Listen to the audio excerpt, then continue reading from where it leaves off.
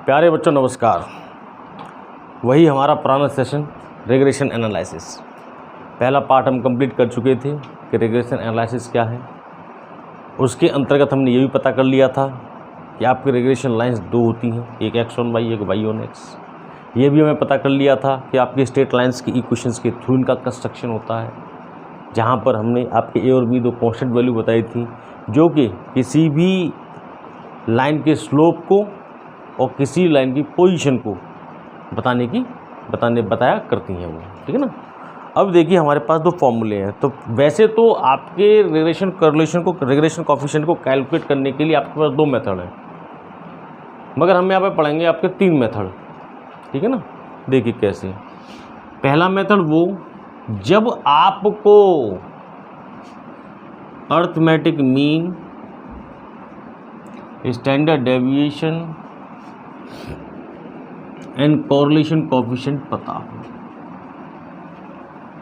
That means in a question they give you the value of arithmetic mean, standard deviation and correlation coefficient. अगर ऐसा है तो आपका formula होता है regression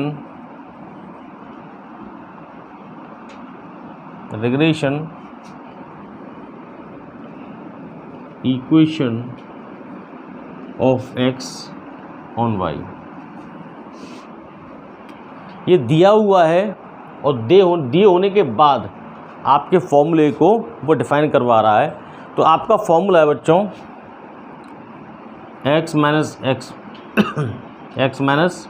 x bar correlation coefficient standard deviation of x upon standard deviation of y, y minus y bar. ये बच्चों जब फॉर्मूला है जब आपके अर्थमेटिक मीन, स्टैंडर्ड डेविएशन और कोरिलेशन कोएफिशिएंट आपको दिए गए हों, उस समय आप इन मेथड्स को यूज़ करोगे।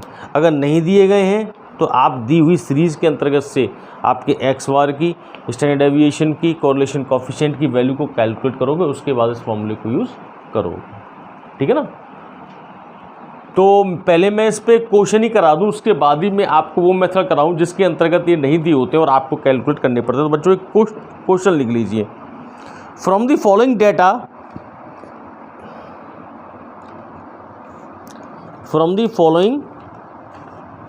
Data find the expected value. मैं इसको मिटाऊं बच्चों, मैं बोल रहा हूँ वो सही नहीं पड़ेगा। जैसे दबाना है वो रजिस्टर रख देना इसके ऊपर।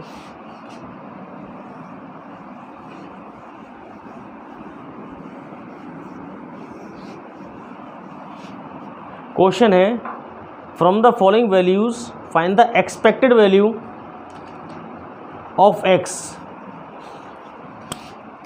Find from the following values find the expected value of x, the expected value of x when the value of y is 10, when the value of y is 10। वो कह रहा है आपकी x की वैल्यू क्या रही होगी जब आपकी इंडिपेंडेंट वेरिएबल x y की वैल्यू 10 है, तो that means x on y की वैल्यू पूछ रहा है वो। दूसरा सुनिएगा, and find the expected value of y and find the expected value of y, find the expected value of y when the value of x is 20, when the value of x is 20। ये आपसे कहा गया है। और इस question में दिया है आपको और भी चीज़ दी है, गिवन इन्फॉर्मेशन है कि एक्स बार आपका 25 है, X bar is equal to 25, Y bar is equal to आपको 20 दिया गया है, और आपके स्टैंडर्ड डेविएशन ऑफ एक्स की वैल्यू 4 है, स्टैंडर्ड डेविएशन ऑफ वाई की वैल्यू 5 है, और कोरिलेशन कोएफिशिएंट आपको 0.8 दिया गया है। ये ये बच्चों आपको क्वेश्चन में ऑलरेडी दिया गया है। आपसे कह रहा है कि expected value from the following data, find the expected value of x when the value of y is 10। That means in this situation you will see independent variable is 10, they want to know the value of x on the given data where you they have already given the arithmetic mean standard deviation correlation coefficient. And similarly find the expected value of y when the value of x is 20, that means independent variable x is given, that means y on x you have to calculate out। तो देखिए हम solution करते हैं, तो regression equation या regression line of x on y, हमारी regression equation of x on y क्या थी बच्चों? तो आपने कहा था कि x minus x bar is equal to standard deviation correlation of standard deviation of x का पहले है तो स्टैंडर्ड डेविएशन ऑफ x और स्टैंडर्ड डेविएशन ऑफ y और y माइनस y बार, ये आपने बोला है। तो ठीक है साहब, y माइनस एक्स बार की x माइनस एक्स बार की वैल्यू 25 है, तो मैंने 25 माइनस 25 कर दी। r की वैल्यू 0.8 है साहब, तो मैंने 0.8 लगा ली। स्टैंडर्ड डेविएशन ऑफ x ये आपका 4 है, स्टैंडर्ड डेविएशन ऑफ y ये वैल्यू आपकी 5 है और y माइनस y बार बच्चों ये वैल्यू आपकी 20 है। तो देखिए x माइनस 25 तो ये रहा, 8 चौक 32, तो आपका 3.2 अपॉन 5, यहाँ से आपका y माइनस 20 ये हुआ। ठीक है ना। अब मैं इसको मल्टीप्लाई कर देता हूँ, मैं थोड़ा इसको आगे ले रहा हूँ, तो लेट मी रब सब पोर्शन।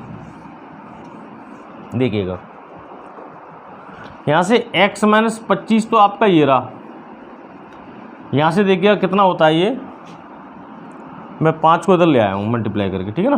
तो ये आपका होता है 3.2y माइनस 2 2 4 3 2 6 और ये 0 1 प्लग गया। ठीक है ना, और ये आपकी वैल्यू होती है। तो देखिए आपका 3.2y माइनस 64 वैल्यू ये हुई, यहाँ से मैं मल्टीप्लाई कर लूँ तो ये होता है आपका 5x माइनस 5 5 25 2 कैरी 5 10 125 ये हुआ 3.2y माइनस 64। ठीक है ना, हमने y माइनस का y की मल्टीप्लिकेशन कर लिया। हाँ सही है। तो देखिए मैं इसे और थोड़ा सा मिटा लेता हूँ बच्चों। तो यहाँ से 5x और यहाँ से मैंने 3.2y माइनस 64 बच्चों माइनस का था प्लस 125 में इधर ले आया, तो 125 इधर हैं 64 इधर हैं। तो देखो बेटा कितना आया, 5 में से 4 गए तो 1 आता है और 12 में 6 गए तो 6 आता है। ठीक है ना, तो आपकी 61 वैल्यू आ जाती है बच्चों। ठीक है बच्चों, तो यहाँ से देखिए 5x इक्वल टू होता है 3.2y माइनस 61, ये वैल्यू आपकी निकल के आ रही है। वो आपसे पूछ रहे थे कि x की वैल्यू कितनी होगी, तो मैं x का यहाँ डिवाइड लगा देता हूँ, तो यहाँ पर आपकी वैल्यू क्या बनेगी, x equal to 3.2y upon 5 minus 61y5। बच्चों देखो यहाँ पर जैसा क्वेश्चन में कहा गया था कि आपकी x की वैल्यू क्या होगी जबकि y की वैल्यू 30, आपकी y की वैल्यू 10 है, तो मैंने 3.2 इंटू 10 अपॉन 5 माइनस 61 अपॉन 5 10 से 2 बार काट दिया। तो आपकी x की वैल्यू देखो क्या बनती है 224.32 6 और माइनस, अब इसे देखें तो कितना बन जाए 5 बन जा 5, एक कैरी आ गया 5 2 10 और फिर एक कैरी आ गया 5 2 10। तो बेटा देखो आपकी x की वैल्यू निकलेगी कितना आ रहा भाई निकल के,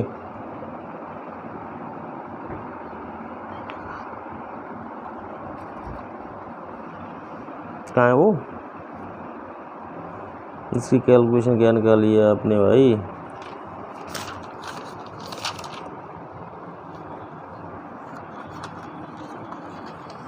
इसकी वैल्यू सॉल्व करके क्या आपकी हमने वैल्यू रख दी तो क्या निकल के आ रहा है 18.6, आपकी 18.6 हो जाएगी ये 18.6 होगी। तो उसका मतलब हम, अरे यार देखो बच्चों ये प्लस का 125 था, हमने 64 माइनस किए तो बेटा प्लस के तो 60 बनाएगा, क्योंकि मैं कह रहा हूँ यहाँ पर इतना अंतर कैसे आ रहा है, तो यहाँ से आपको प्लस का हो गया बच्चों। ठीक है ना, तो यहाँ से आपका ये प्लस का हो गया, तो ये प्लस का हो गया, तो आंसर हो गया आपका 18.6। ये आपका x की वैल्यू निकल रही है आपने, ये आपका आंसर हो गया। ठीक है ना, ये तो निकाला आपने जब expected value of x when the value of y is 10, ऐसे हम निकालेंगे expected value of y when the value of x is 20। तो बेटा जैसे अब हम दूसरा फॉर्मूला लेते हैं, ये थी आपकी regression equation of x on y। अब हम निकालेंगे regression equation of y on x। ठीक है ना, let me please take the screenshot. तो मैं अब ज़रा दूसरा करने जा रहा हूँ। ठीक है ना बच्चों, एक तो मैं इसके बाद आपके थोड़ा ब्लैक बोर्ड थोड़ा कम पड़ जाता है, तो मैं इसे मिटाऊंगा ऊपर वाले को। तो देखिए regression equation of y on x, क्या फॉर्मूला था, y की बात की है तो y माइनस वाई बार, ये कोरिलेशन कोएफिशिएंट, y पहले आया है तो क्या लिखेंगे, standard deviation of y upon standard deviation of x, और x माइनस एक्स वो वैल्यूज रख देता हूँ। y माइनस वाई बार की बच्चों वैल्यू निकाली आपने लोगों ने 20। कोरिलेशन कोएफिशिएंट आपकी वैल्यू 8 थी, into standard deviation of y आपकी 5 है, स्टैंडर्ड डेविएशन ऑफ x आपका 4 है, और x माइनस एक्स बार, तो x माइनस एक्स बार की वैल्यू बच्चों आपने निकाली है 25। एक सेकंड, आपने वैल्यू निकाली है x माइनस 25। ठीक है ना, मैं थोड़ा इधर आता हूँ। तो y माइनस 20 तो मेरा ये रहा, यहाँ से देखिएगा मैं 4 से काट दूँ तो ये आपका कटेगा 0.2 बार, 4 दूनी 8, और 0.2 का मैं 5 में मल्टीप्लिकेशन कर देता हूँ। तो बच्चों देखो 5 दूनी 10, तो 1 जीरो हो गया, तो ये होती है 1, यहाँ पर होता है x माइनस 25।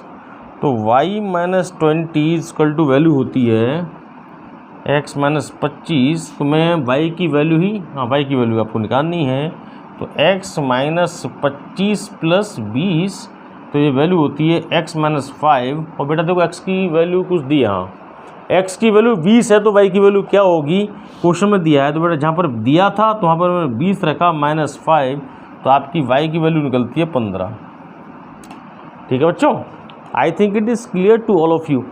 मेरे ख्याल से ये चीज़ आपको क्लियर है।